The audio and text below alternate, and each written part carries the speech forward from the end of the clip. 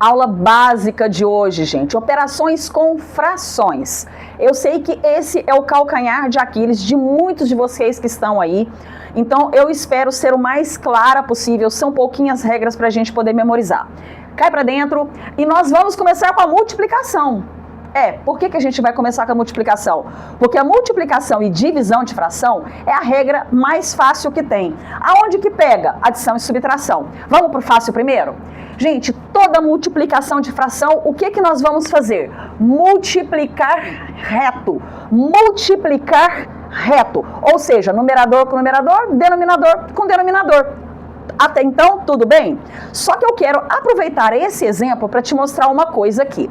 Como que eu posso simplificar para as minhas contas ficarem menores? Eu sempre posso simplificar na diagonal, isso só vale para multiplicação, tá? Para adição, eu não posso simplificar assim, tudo bem? Eu posso simplificar, então, na diagonal e posso simplificar na mesma fração, né? O que a gente tem o hábito de fazer, que é simplificar a fração. Numerador e denominador pelo mesmo número. Tudo bem? Eu só queria falar essa regrinha, porque às vezes essa regrinha ajuda a gente demais quando a gente está multiplicando para não ficar aquele número desse tamanhão. Então, ou seja, quando eu estou simplificando aqui, eu vou dividir o 2 por 2, vai dar 1. E o 8 por 2 vai dar 4. O que eu vou fazer agora em multiplicar? 1 vezes 3, 3. 5 vezes 4, 20. Professora, se eu não lembrar dessa regra, tem algum problema? Claro que não. 2 vezes 3, 5 vezes 8, 40. Se você pegar, simplificar essa fração por 2, 6 por 2 vai dar 3, 4 por 2 vai dar 20.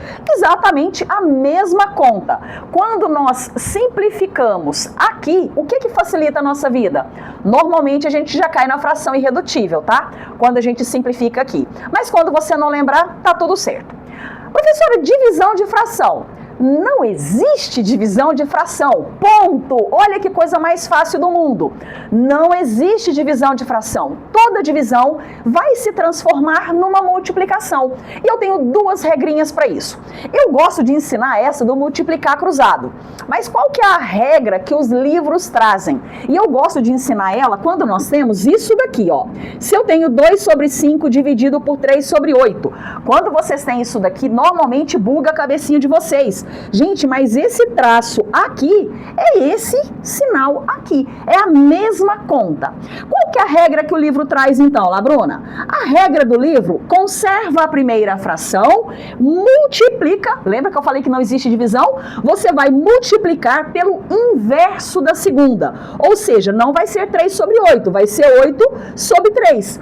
Se você olhar o que nós vamos fazer aqui em cima, o resultado vai ser o mesmo. Porque agora eu tenho uma multiplicação de fração e eu vou multiplicar reto. Tudo bem? Professora, o que é o multiplica cruzado? Bom, para quem já me conhece sabe a frase que eu não posso falar aqui no YouTube, né, gente? Mas vamos lá. A gente multiplica cruzado fazendo V de... a gente vai colocar a nossa amiga Vitória, porque é claro que a Vitória é mais bonita que aquele outro colega nosso, né? 2 vezes 8, 16. Eu faço um outro Vzinho aqui. 3 vezes 5, 15. Se eu multiplicar reto, 2 vezes 8, 16. 3 vezes 5, 15. Não existe divisão de fração. Toda divisão se transforma em uma multiplicação. Tudo bem? Ou você multiplica cruzado fazendo V de... ou você conserva a primeira e multiplica pelo inverso da segunda. Vamos para o problema. Aonde nós temos problema? Quando nós temos adição ou subtração. A regra é a mesma, tanto para adição quanto para subtração. Vou ensinar logo de cara o método da borboletinha, que eu sei que é o que vocês gostam, é do método da borboletinha. Depois eu ensino por MMC. O que é a regra da borboletinha? A regra da borboletinha é o seguinte: o meu numerador vai sair dessa multiplicação aqui. 5 vezes 8, 40, ok? Meu denominador. O meu numerador, eu vou multiplicar as diagonais. Multiplicar as diagonais. Ou seja, vai ser 31 sobre 40. Tudo bem? Regrazinha importante, e eu vou fazer aqui abaixo para você. Se isso daqui, vou até colocar de vermelho aqui.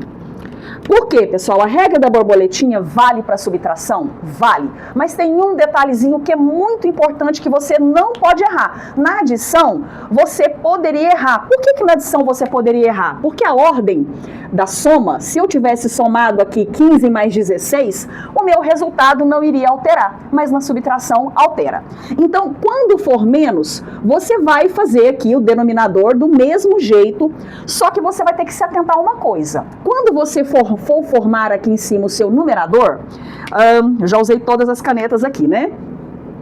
É muito importante que o primeiro número que você vai multiplicar seja essa diagonal que eu circulei de vermelho. É muito importante que o 16 apareça primeiro, tá? Para ficar 16 menos 15, tudo bem? 1 sobre 40. Então, eu gosto sempre de falar, vocês gostam da borboletinha, mas eu acho que os números ficam maiores e é um pouquinho mais complicado. Mas, como toda boa professora de matemática, eu também preciso te ensinar a regra do mínimo múltiplo comum.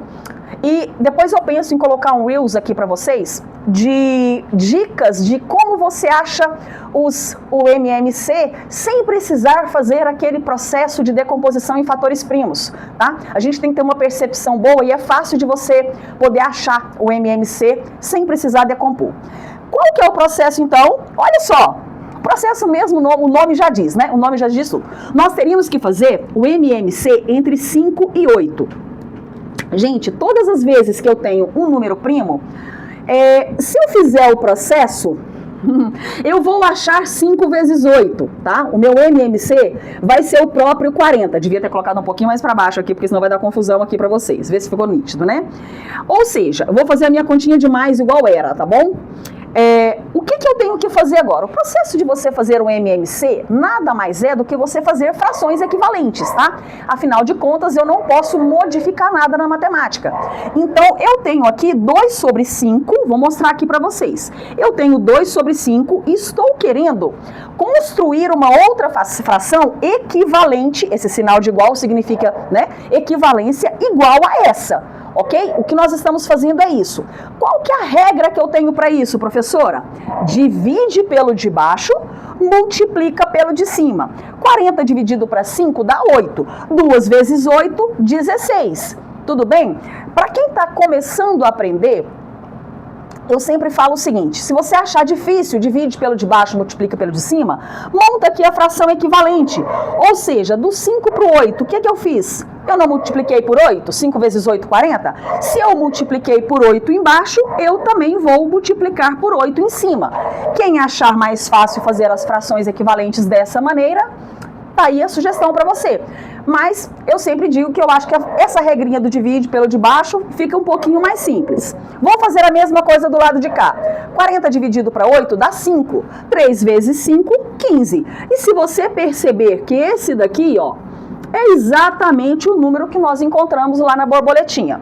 O que eu tenho para te falar? Esse processo do MMC, divide pelo de baixo, vocês acham ele um pouco mais complexo. Mas ele é extremamente válido quando eu tenho 3 frações, 4 frações, tá?